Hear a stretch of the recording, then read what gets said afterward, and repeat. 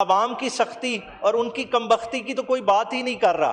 ہم ترمیم کھیلی جا رہے ہیں. کیا ترمیم اتنی ہی ضروری ہو گئی ہے؟ اس وقت کی ضرورت ہے کہ ہمارے سوشل ایشوز جو پریسنگ ایشوز ہمارے سر پہ سوار ہیں. 26ویں آئینی ترمیم نے اس کے کچھ ثمرات بانٹے، مگر 26ویں آئینی ترمیم ایسے نہیں آئی تھی. اس سے پہلے بھی ایک 63A کی بہت بڑی سہولت کاری کی گئی تھی، اور اس سہولت کاری کے نتیجے میں آپ نے دیکھا کہ ترامیم ادھر کس طرح سے 26ویں آئینی ترمیم پاس ہوئی. ہمیں تانا دیا گیا 9 مئی کا. دیکھیں 9 مئی کا فیصلہ ہوتا رہے گا، عدالتیں دیکھ رہی ہیں، مگر اللہ کا شکر ہے ہم نہ 26ویں آئینی ترمیم والے ہیں نہ 27ویں آئینی ترمیم والے ہیں. بسم اللہ الرحمن الرحیم. جناب اسپیکر شکریہ.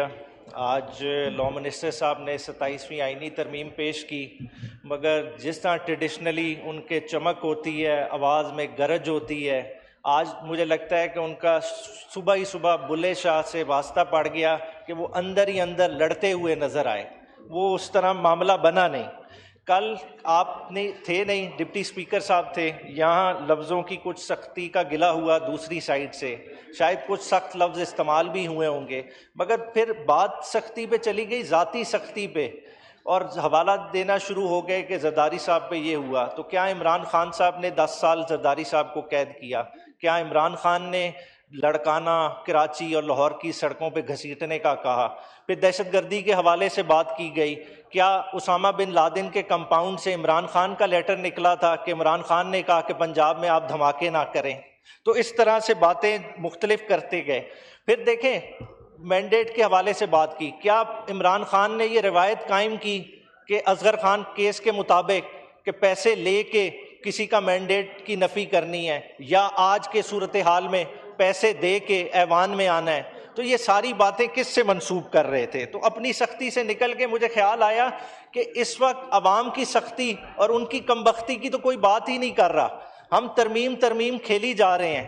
کیا ترمیم اتنی ہی ضروری ہو گئی ہے؟ اس وقت کی ضرورت ہے کہ ہمارے سوشل ایشوز جو پریسنگ ایشوز ہمارے سر پہ سوار ہیں، کہ 2 کروڑ سے زائد بچہ آؤٹ آف سکول ہے، 65 سے زائد بچہ پہلے لمحے فوت ہو جاتا ہے 1000 میں سے. ہمارے پانی کے صورتحال آپ کے سامنے، آبی جنگ ہم پہ مسلط کی جا رہی ہے، کسان کے لیے پانی نہیں ہے، مگر ہم ان ایشوز سے نکل نہیں پا رہے. ہم بات کس کی کر رہے ہیں؟ 27ویں ترمیم کی. دیکھیں آئین ہے کیا؟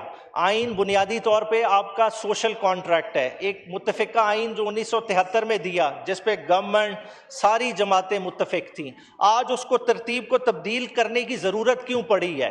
اس کی صورتحال آپ کو 8 فروری کے الیکشن پہ لے جاتی ہے. 8 فروری کے الیکشن میں جو مینڈیٹ پہ ڈاکہ ڈالا گیا تھا، جو اس وقت سہولت کاری کی گئی تھی، تو اس کے ثمرات پھر بانٹنے تو تھے.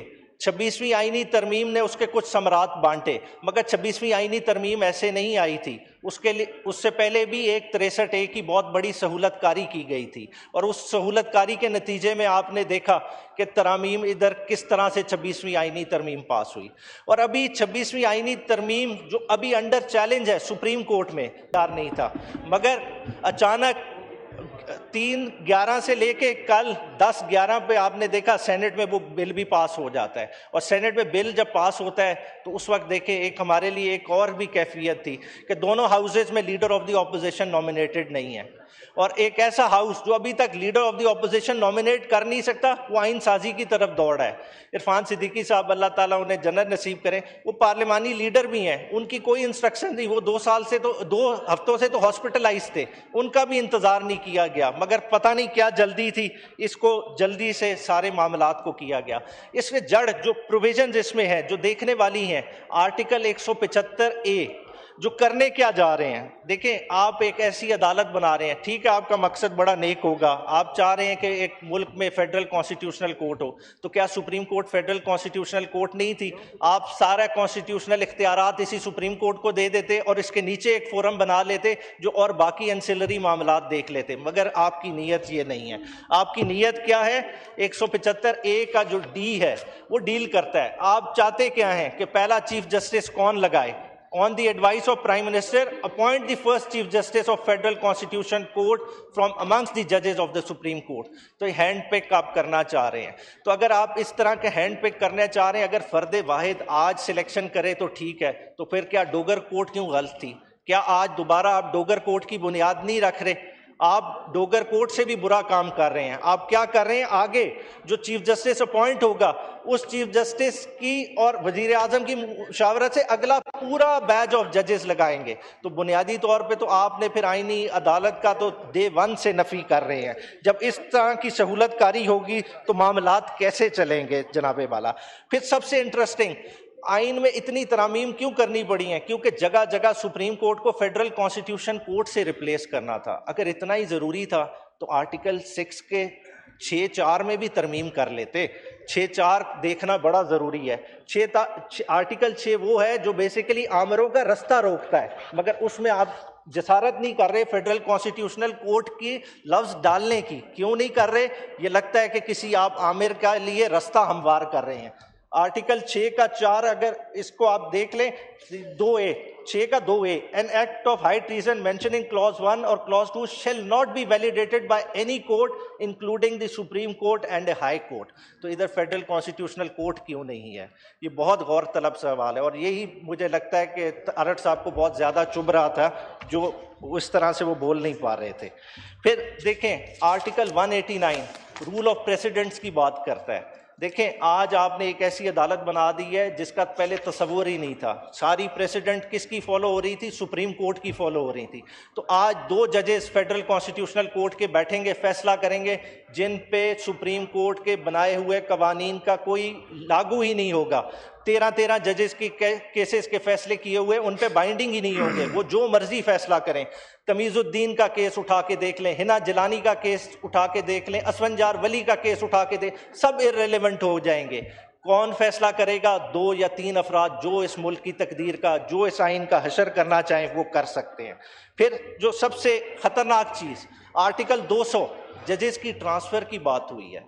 اب دیکھیں ججز کوئی بیوروکریٹس نہیں ہیں جو آپ ان کی ٹرانسفر کی بات کر رہے ہیں، آپ ان کی اس طرح سے تذلیل کر رہے ہیں.